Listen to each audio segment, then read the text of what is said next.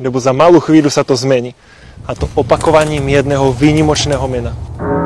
Je to meno Mária. Mária. Mária.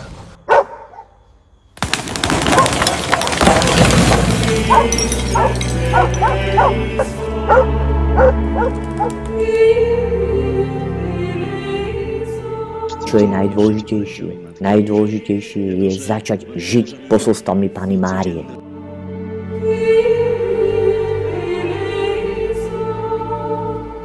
A Panna Mária hovorí a prosí o každodenný ruženec.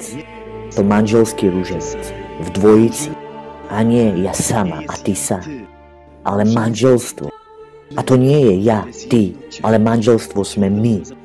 A to je jedno telo a stále na to zabúdam.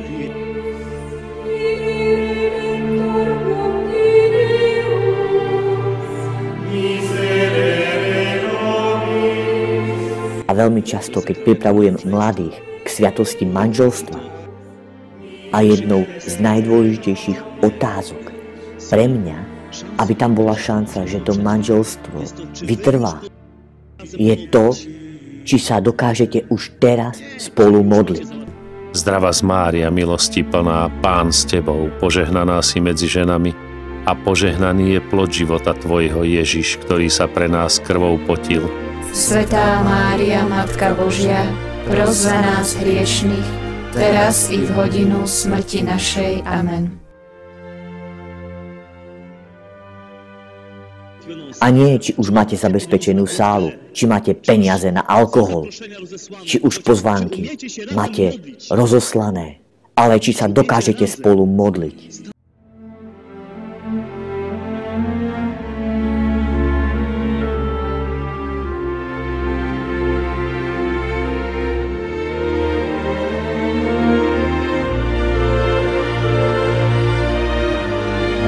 Či dokážete spolu sa postaviť pred Boha a volať k nemu, držiať sa za ruky, spojené vaše srdcia spolu.